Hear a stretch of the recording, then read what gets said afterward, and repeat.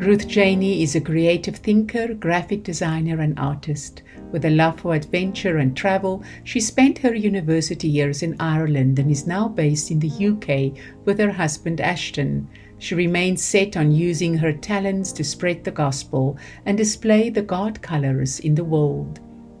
The best advice that I've been given was from my mum when I had just started high school, she writes.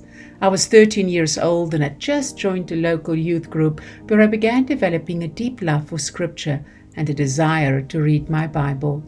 I was trying to get into a more habitual routine with my Bible reading while combating both busyness and laziness. But as I was not an avid book reader, I was struggling to remain disciplined. This is where my mum stepped in and suggested that I keep my Bible open at all times next to my bed or on the desk where I studied. It seemed like such a simple and menial step, but boy, did it change my life. I was no longer able to make up excuses as to why I couldn't read my Bible daily. It is said that starting something is always the hardest, and somehow, in my humanness, I had created such a mental hurdle towards simply opening my Bible that it took away from the life-giving delight of reading it. Having it open at all times took that hurdle away and replaced it with joy and curiosity. I soon became so accustomed to reading my Bible whenever I was near its open pages that I began reading it before school, after school, and before bed, not out of habit, but out of pure desire. Starting this simple step of keeping my Bible open at all times influenced how I fell in love with the Word as a young teenager and impacted my life for years to come. After all, Scripture should be our daily bread, not just cake for special occasions. Ruth's wonderful advice as received from her mother took me back to two extraordinary testimonies I read. Jerry B. Jenkins, the well-known Christian author, shares about one of the many interviews he had with Dr. Billy Graham while helping him putting his memoirs together in Just As I Am. How do you maintain your own spiritual disciplines? He wanted to know.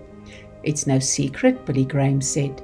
The Bible doesn't make it hard. We are told to do two things, to pray without ceasing and search the scriptures daily. I'd always hoped the pray without ceasing line from Paul was figurative because I certainly hadn't been able to pull it off, Mr. Jenkins mused. But he asked, You pray without ceasing? And Dr. Graham looked me in the eye and said, I do, and I have every walking moment since I received Christ as a teenager. I'm praying right now that everything I say is honoring to God and not to me. How about searching the scriptures? Mr. Jenkins continued. What form does that take? Billy Graham answered, Wherever I'm in the world, I put my Bible where I can see it during the course of the day.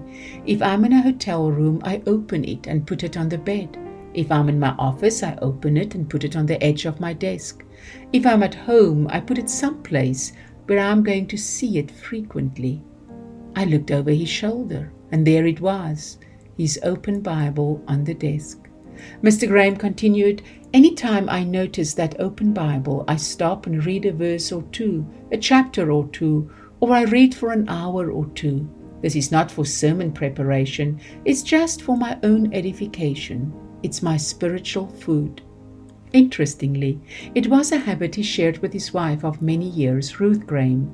In a beautiful booklet prepared by her daughter and namesake, she reminisces about her mother. But perhaps the most distinctive and constant feature of Mother's desk was her open Bible. She kept it front and center on the desk and would read from it throughout the day, taking a few moments here and there to glean nuggets of truth. Other books and notebooks might stay open alongside Mother's Bible, showing the desk as a place in constant use.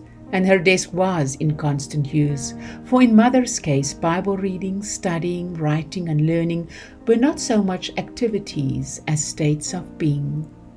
Dear friends, what a truth and challenge Ruth Jaehne has delivered to each one of us this week.